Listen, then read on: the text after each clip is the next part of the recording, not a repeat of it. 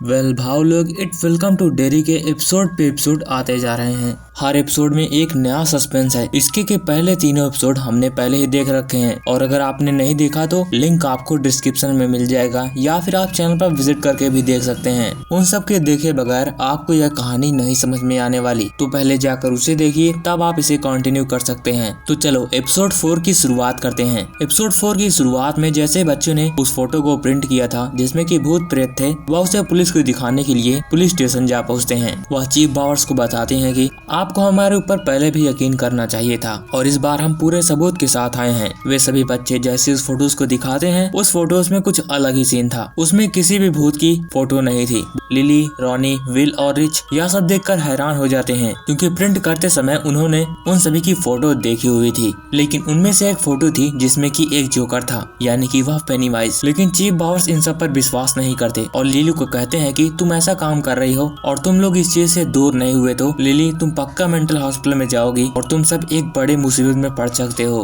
तो इन सब से दूर ही रहना। जिसके बाद चारों बच्चे आकर फुटबॉल स्टेडियम में अपनी बातें करते हैं कि आखिर वे फोटोज गायब कैसी हो गई। विल कहता कि हमें पता लगाना होगा कि आखिर इस डेरी शहर में है क्या इससे पहले भी कुछ हुआ है। इस पर रोनी कहती है कि लिली तुम्हारी मॉम तो यहीं की रहने वाली है, तुम उनसे इसके बारे में क्यों नहीं पूछती। जिस पर लिली बताती है कि अगर मैंने अपनी मॉम से पूछा तो वह मुझे हमेशा के लिए पागल खाने भेज देंगी और मैं ऐसा हरगिज नहीं होने देने वाली। जिस पर रोनी कहती है कि तुमने सुना ना कि उस बावर्स ने कहा कि उसके डैड को वह शॉर्टशैंक जेल में भेज देंगे जहाँ से कोई भी वापस नहीं आ सकता। इस पर रिच बताता है कि उन्होंने जो देखा उस पर कोई भी यकीन नहीं करेगा और बात सच भी थी। जिस पर लिली कहती है कि हाँ, एक है जो हमारी मदद कर सकता है, उसके मेंटल हॉस्पिटल की रूम कीपर। लिली तुरंत ही जाकर उससे मिलती है। उससे बात करने पर पता लगता है कि हाँ, कई सालों पहले ऐसा तो हुआ था, बच्चे गायब हुए थे, लेकिन जैसे तुम बता रही हो वैसे नहीं हुआ था। वे सभी बच्चे डिप्रेशन की वजह से आत्महत्या कर लिए थे। इसके अगले सीन में हम हेलोन की वाइफ शार्लेट को देखते हैं जो कि घर में अखबार पढ़ रही थी। तभी वहाँ पर वही लेडी आती है जिसका नाम रो था। वो उसके घर का सामान लेकर आई थी। जिस पर सभी चाय पीने बैठ जाते हैं। जिस पर रो बताती है कि यह डेरी शहर ऐसा है जहाँ पर उसकी पुरानी यादें जैसे मिट जाती हैं और तुम मेरी बात याद रखना, यहाँ पर कभी भी अजीब हो सकता है। तो ये मेरा एड्रेस है और नंबर है, तुम्हें कोई भी दिक्कत हो या कोई बात करनी हो तुम इस पर कॉल कर सकती हो। और हाँ, एक बात याद रखना, तुम जिससे ज्यादा प्यार करती हो उसको कभी अकेले मत छोड़ना। जिसके अगले सीन में हम डिक को देखते हैं जो कि अपने साथियों के साथ एक सीक्रेट बेस पर गया हुआ था। बेस क्या, वह एक अड्डा था जिसको कि डिक ने कर्नल से मांगा हुआ था ताकि वह अपने दोस्तों के साथ बैठकर वहाँ पर एंजॉय कर सके। घर के अंदर का हालात एकदम कूड़े कबाड़े की तरह था और सभी वहाँ की सफाई करने के लिए जुट जाते हैं। दैट सीन चेंज होता है जिसके बाद हम लिली को देखते हैं जो कि क्लासरूम में बैठी हुई थी, जिसके पीछे मार्च बैठी होती है और वह लिली को घूरती रहती है और वहाँ पर एक प्रोजेक्टर चल रहा था जहाँ पर वॉर के बारे में समझाया जा रहा था। वहीं पर हम एक टर्टल को भी देखते हैं। यह टर्टल हमने एपिसोड के कई सारे सीनों में देखा हुआ है। इधर विल स्कूल से सीधा घर आता है और जाकर अपने कमरे में वह तस्वीरें खोजने लगता है जो कि उसने खींची हुई थी। लेकिन तभी वहाँ पर शार्लेट पहुँच जाती है और उससे पूछती है कि आखिर तुम क्या छुपा रहे हो। विल शार्लेट को सब कुछ सच से बताता है कि उसके स्कूल में एक फ्रेंड रोनी है जिसके बाद वह उसकी मदद करने के लिए कब्रिस्तान गया हुआ था और उसके साथ ऐसा हुआ और वैसा कर रोने लगता है और वह काफी डरा हुआ भी था। खैर शार्लेट उससे कहती है कि अब तुम स्कूल से सीधा घर से सीधे स्कूल, इसके बाहर कहीं भी नहीं जाओगे, नहीं तो मैं तुम्हारे डैडी हेलोन को सब कुछ बता दूंगी। खैर ये सभी रात को बैठकर डिनर कर रहे होते हैं जहाँ पर हेलोन विल से पूछता है कि बताओ तुम्हारा इस वीकेंड क्लास में कैसा गया और सब कुछ डिटेल में बताना। लेकिन विल चुप होता है। तब शार्लेट कहती है कि बताओ ना, तुम क्लास में एक लड़की से मिले। लेकिन विल इसके बारे में कुछ भी नहीं बताता और खाना छोड़कर चला जाता है। तब शार्लेट हेलोन से कहती है कि क्या तुम कभी फ्री होते हो, अगर तुम कल फ्री हो तो विल को घुमाने के लिए कहीं ले जाओ, वह अकेला रह कर यहाँ पर बोर होता जा रहा है। हेलोन काफी सोच विचार के कहता है अच्छा ठीक है। अगली सुबह दोनों बाप बेटे फिशिंग करने के लिए एक नदी में जाते हैं जहाँ पर हेलोन विल से पूछता है कि तुम किस लड़की से बात कर रहे थे, उसका नाम क्या है। तो विल बताता है उसका नाम रोनी है। हेलोन कहता है अच्छा रोनी। जिसके बाद विल शर्मा जाता है और थोड़ा खुश होता है। तभी उसके कांटे में एक मछली पकड़ जाती है। विल उसे अपनी ओर खींचने लगता है। वह मछली काफी तेज थी, उस चारे को खाकर वहाँ से निकल जाती है और उनका चारा भी खत्म हो चुका था। हेलोन कहता है कि विल तुम यहीं रुको, मैं जाकर गाड़ी के डिग्गे से और चारा लेकर आता हूँ और हेनलॉन वहाँ से चला जाता है। विल वहाँ पर अकेला था। अभी उसके पास एक मछली आती है। विल उसे देखने के लिए थोड़ा झुकता है। अभी एक हाथ पानी के अंदर से निकलकर विल के हाथों को पकड़ लेता है और उसे पानी में डुबाने लगता है। अंदर देखने पर उसके डैड का जला हुआ चेहरा था, जैसे कि प्लेन क्रैश से वह बाहर निकले हुए हों। विल की चीखों की आवाज सुनकर हेनलॉन भी तुरंत ही उसके पास दौड़ आता है और पानी में डूबने से उसे बचा लेता है। तो विल कहता है कि डैड, यहाँ पर जरूर कुछ गड़बड़ है इस डेरी शहर में। तभी विल एक जगह पर देख रहा होता है, वह एक गुब्बारा था, लाल गुब्बारा, यानी कि अब इट ने पेनीवाइज का रूप ले लिया है। तभी हम शार्लेट को देखते हैं जो कि जर्नल मिलने के लिए गई होती है। कहती है कि वह विल की माँ है और उन बच्चों के लिए मैं माफी मांगती हूँ और वह हैंक से मिलने के लिए परमिशन मांगती है। लेकिन पावर्स कहता है कि मैं तुम्हें मिलने नहीं दे सकता, ना ही तुम उसकी फैमिली मेंबर हो, ना ही तुमने उनके फैमिली मेंबर से कोई साइन करवाई हुई है। शार्लेट कहती है कि हैंक को अपने वकील से तो मिलने की इजाजत होगी, लेकिन पावर्स शार्लेट को डराकर वहाँ से भगा देता है। लेकिन पावर्स को नहीं पता था कि शार्लेट आखिर क्या चीज है। पावर्स की यह बात सुनकर उसे पता लग गया कि हैंक निर्दोष है और यहाँ पर यह भी पता लगता है कि हैंक को शॉशैंक की जेल में भेजा जा रहा है, जहाँ पर मानना है कि वहाँ पर जाकर कोई भी वापस नहीं आ सकता। शार्लेट बाहर जाकर टेलीफोन नंबर से हैंक के घर का एड्रेस निकालती है। घर पर जाकर उसकी दादी से बात करती है। वहाँ पर रोनी भी थी। वह रोनी से कहती है मैं विल की माँ हूँ। यह सुनकर रोनी थोड़ा शर्मा जाती है। वह मेन मुद्दे पर आती है और दादी से पूछती है कि दादी, आप सच बताइए कि हैंक उस रात कहाँ पर था जब थिएटर में यह कांड हुआ। तब दादी कहती है यह बात या तो हैंक को पता है या फिर भगवान को, कोई नहीं जानता कि वह कहाँ था। शार्लेट दादी को भरोसा दिलाती है कि वह कैसे भी करके हैंक को वहाँ से छुड़वा लेगी। आप परेशान मत होइए, मैं एक सोशल एक्टिविस्ट हूँ और मैंने पहले भी ऐसे लोगों को बचाया हुआ है और मुझे एक्सपीरियंस है, तो आप बेफिक्र रहिए। इसके अगले सीन में हम देखते हैं जहाँ पर डिक को देखते हैं जो कि वहाँ के बेस की सफाई कर रहे थे। डिक कुछ कचरा लेकर उसे बाहर फेंकने के लिए जाता है। तभी वहाँ पर उसे सरसराहट की आवाज आती है। तभी उसे एक विजन आता है जहाँ पर वह एक जंगल में अपनी दादी को देखता है। तभी वह विजन उसके सामने आ जाता है, यानी उसकी दादी। कहते हैं कि उस राज को राज रहने देना, उसके पीछे मत जाना। डिक दादी के पास जा पाता इससे पहले वहाँ पर हेनलॉन आ जाता है। वह बताता है कि विल के साथ, यानी कि मेरे बेटे के साथ ऐसा सब कुछ हुआ। डिक उसे कोई भी जवाब नहीं देता, डर की वहाँ से चले जाता है। इसके दूसरी ही तरफ लिली, रिच, रॉनी और विल चारों बैठकर वहीं पर डिस्कशन कर रहे थे अपने सीक्रेट अड्डे पर। विल अपनी थ्योरी बताता है कि जो चीज हमें डरा रही है उसे पहले से पता है कि हम लोग किस चीज से डरेंगे और वह हमारे सामने उसी रूप में आती है ताकि वह हमें डरा सके। और जब हम काफी डर जाएंगे,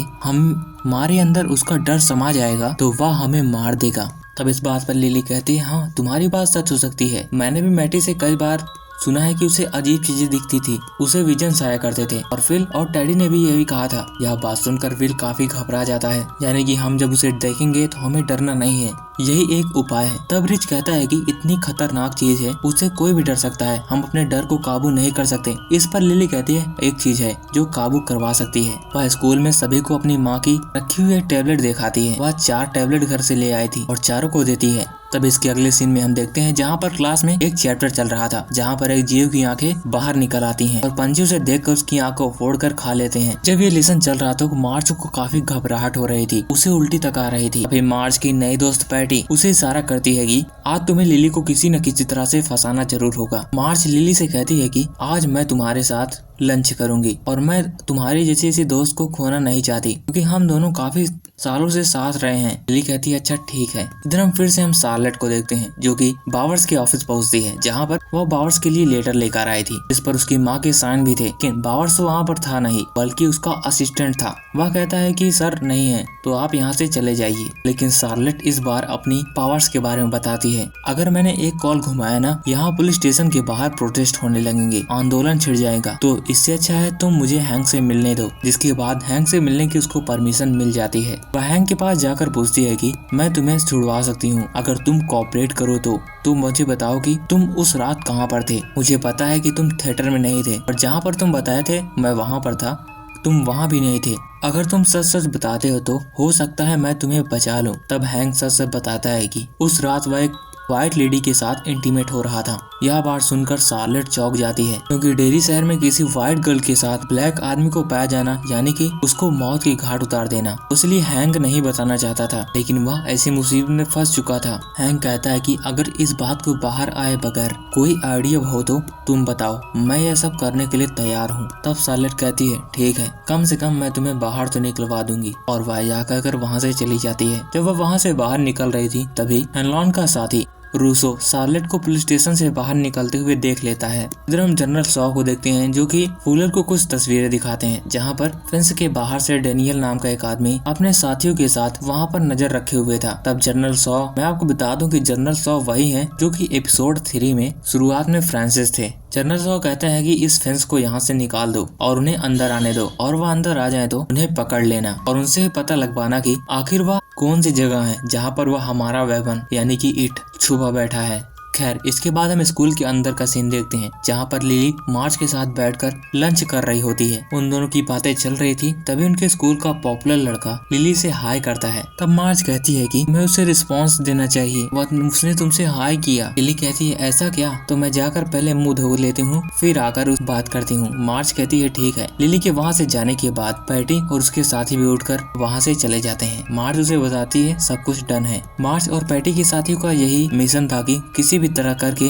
लिली को पूरे स्कूल के सामने बेइज्जत करना, और जब वो उस लड़की से बात करने आती तो वह उसकी इंसल्ट कर देता। खैर, लिली वॉशरूम में गई हुई थी, तभी वहाँ पर मार्च भी आ जाती है और वहाँ पर रोने लगती है। कहती है मुझे माफ करना लिली, लेकिन लिली कुछ भी समझ नहीं पाती। इससे पहले मार्च की आंखें लाल होने लगती हैं, उसकी आंखें निकल जाती हैं, जैसे कि उस क्लास के लेसन में हुआ था। मार्च को काफी डर लगता है और वह चाकू से अपनी आंखों को फोड़ने लगती है। लिली उसकी आवाज सुनकर मदद तो करना चाहती थी, लेकिन उसकी टैबलेट भी वॉशरूम में जा गिरी थी। लिली कैसे भी करके उस टैबलेट को वहाँ से निकालती है और उसे खा लेती है। वह बाहर निकलकर देखती है कि मार्च अपनी आंखों को एक सॉ से काट रही थी। लिली तुरंत उसके पास पहुंचकर उसका सॉ अपने हाथ में ले लेती है, और तभी इट फिर से उन सब चीजों को सामान्य कर देता है, और सभी क्लास के सामने लिली खून से लथपथ उन सभी के सामने बैठी थी, हाथ में सॉ भी था। सबको लगा कि लिली ने कुछ किया होगा। खैर, इधर शार्लेट घर पर काम कर रही होती है, तभी हेनलॉन वहाँ पर आता है। कहता है कि तुम्हें रूसो ने पुलिस स्टेशन में देखा, तुम वहाँ पर क्या करने गई थी। शार्लेट बताना तो नहीं चाहती थी, लेकिन उसने बता दिया कि वह हैंक से मिलने गई थी, उसको बेवजह से बंद करके रखा हुआ है, और इसके आगे वह हेनलॉन को कुछ भी नहीं बताती। खैर, हम विल को देखते हैं जो कि सो रहा होता है। तभी उसे पता नहीं क्या चुल्ल होती है कि अपने टेलीस्कोप को लेकर वहाँ की चीजें देखने लगता है। तभी उसकी नजर जाकर इट पर पड़ती है। वह डर के मारे एक कोने में जाकर चिल्ला देता है। हेनलॉन और शार्लेट तुरंत ही वहाँ पर आते हैं। हेनलॉन बाहर भी जाकर देखता है, उसे बाहर कुछ नहीं मिलता, लेकिन पेड़ पर वही लाल बलून अटका हुआ था। हेनलॉन यह सब देखकर चौंक जाता है। अगली सुबह वह तुरंत ही जनरल शॉ के पास जा पहुँचता है। कहता है कि क्या चीज आपने हमारे पीछे लगा दी। तब हेनलॉन को वह लेकर जाता है कैदी के पास। वह डेनियल था। तभी डेनियल के पास डिक आता है, जो कि उसके दिमाग में घुसने की कोशिश करता है। डेनियल के दिमाग में घुसने के बाद इट का सारा राज सामने आता है कि वह कैसे आया था। यहाँ पर हमें पता लगता है कि इट एक एलियन है। हमें सब कुछ पता लगता है, जहाँ पर रोज डेनियल को एक लड़की की तरह बुला रही थी, और यह भी नहीं पता लगता कि यह लड़की है या लड़का या फिर ट्रांसजेंडर। कहानी वह बताती है कि कई करोड़ साल पहले, इंसानों के वक्त से पहले, एक आग का गोला आकर धरती पर गिरा था, और वह आग का गोला धरती से टकराने पर टूट जाता है, और वहां से निकलती है एक बुरी शक्ति, और वह आजाद हो जाती है। और वह कई सालों वहां के जंगलों में घूमती रही। जब वहां पर इंसान आए, वहां के उल्का पिंड के टुकड़े को लेकर उसका ही हथियार बनाया, जिस पत्थर से वह शैतान डरा करता था, और उसे कहा जाता था गलू। और वे सभी लोग वह हथियार अपने साथ रखा करते थे, और उस जंगल से काफी दूर रहा करते थे। देखते देखते सदियां बीतती गई, पीढ़ियां बीतती गई, सबको यही कहानी सुनाई गई। लेकिन एक दिन वह आया जब बाहर से कुछ प्रवासी जंगल में जा बसे। मना करने के बावजूद भी अगले दिन क्या हुआ, गलू ने उन सबको मार दिया। उस कबीले में एक लीडर थी जिसका नाम सोरा था। उसने बताया कि हमें यहाँ से निकलना होगा, लेकिन उसकी बेटी निकानी में वहाँ से जाने से साफ साफ मना कर दिया कि वह यह जमीन छोड़कर वहां से नहीं जा सकते। उसे लग रहा था कि कोई रास्ता होगा। उसने अपने दोस्तों के साथ मिलकर हथियार उठाया और जंगलों के अंदर जाना शुरू कर दिया, और वह जा पहुंची उस पश्चिमी जंगल में, उस गुफा को ढूंढने के लिए जहां पर वह आग का गोला टकराया हुआ था, क्योंकि वहां पर कई सारे उस गोले के और भी टुकड़े थे। जब यहाँ पर कबीले में सूरज को पता लगा कि न ही वह वहाँ पर पत्थर है और न ही निकानी वहाँ पर, वह कुछ लोगों को वहाँ पर भेजती है और साथ भी खुद जाती है। वह गलू उन सभी लोगों के सामने उस रूप में आया जिससे कि वह काफी डरा करते थे, और एक एक करके सभी को मार दिया, और सोरा अकेली बच गई। उसके बाद भी वह गलू हमला करने के लिए आया और उसे मार दिया। लेकिन अभी निकानी को वह गुफा मिल गई थी। वह तुरंत उस पत्थर को टुकड़े को तोड़कर अपनी माँ के पास पहुँचती है, जो कि अब मर चुकी थी। उस जंगल से बाहर आने के बाद वह उन पत्थरों को तोड़कर उसमें विशेष प्रकार की आकृति बनाई और उस जंगल के 13 खंभे बनाए और जंगल को चारों ओर 13 पिलरों से कैद कर दिया गया और वह गलू अब वहाँ से बाहर नहीं आ सकता। इसके बाद डिक टेनियल से पूछता है कि वह जगह कहाँ है जहाँ पर वो पत्थर गाड़े गए और उसका मेन सोर्स कहाँ है। तब टेनियल एक दरवाजा खोलकर उसे दिखाता है, यहाँ से सीधे चले जाना, एक कुआं मिलेगा, वहीं पर है गलू। और यह एपिसोड यहीं पर खत्म हो जाता है।